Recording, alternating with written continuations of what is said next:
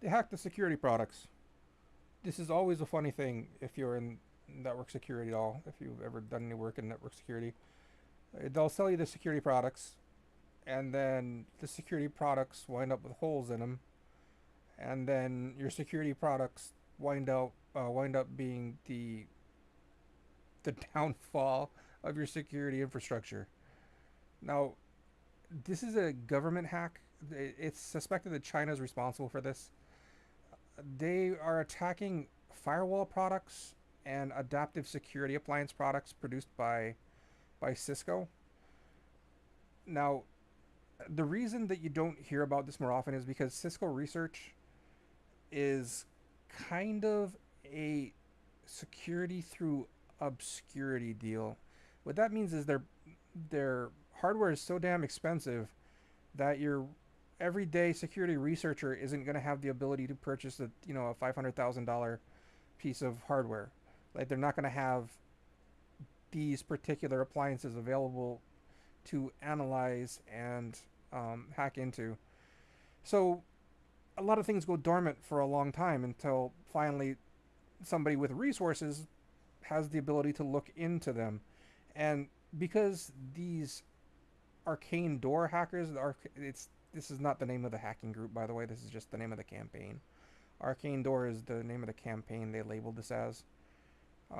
The hacking group obviously does not actually have a name. They are suspected to be originating from China, as I stated previously, but they have the financing. China is the most populous country on the planet, and they have a very large network security, well, offensive network security apparatus, and they have the finance to be able to purchase arbitrary amounts of hardware. So what happens is you get sold a solution, you get sold a security solution, and that security solution winds up being more or less unaudited.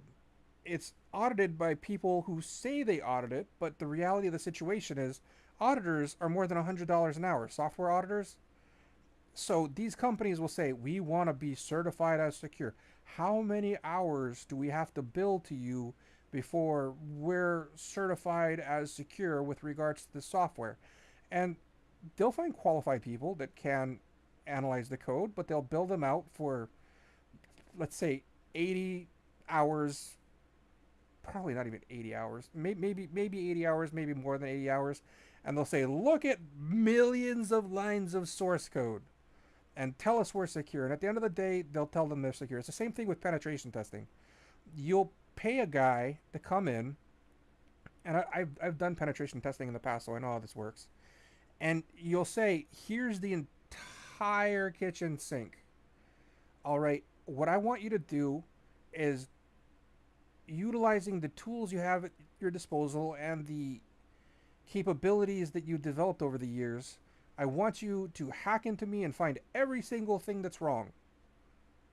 Well, you can't. Like on a chessboard, there are more chess moves than atoms in the known universe. Like there are always going to be places and parts which aren't exposed, things that you're unable to analyze. There's always going to be something that gets missed, and it's a hard thing to deal with. But a lot of these companies like Cisco, they'll just say, well, we did our due diligence, and well, this product is certified secure. The auditors say it's secure, so that means that, yeah, hey, it's worth the money.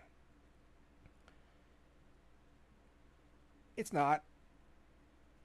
It's really it's it's really just a illusionary game that's played where people cite other people, and it leads into accreditation being rationalized as an absolute, and it's not.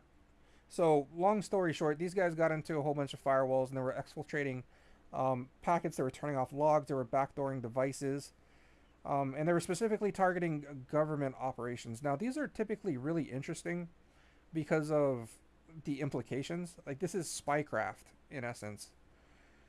you have the romanticization of nation states fighting with each other in order to exfiltrate information so that they can have better offensive and defensive capabilities by analyzing the exfiltrated data.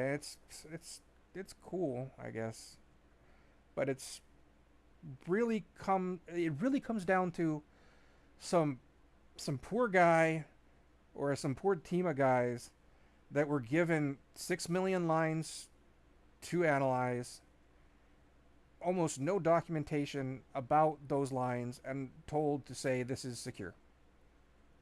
So, because of that, instead of having secure design policies be rigidly enforced, you wind up with software that is exploitable and software within the security products themselves.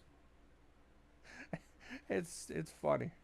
So anyway, yeah, Cisco got access to a or I'm sorry, China got access to a whole bunch of Cisco stuff, or government stuff, utilizing Cisco products um, as a mechanism for entry, and we all get to read about it and laugh.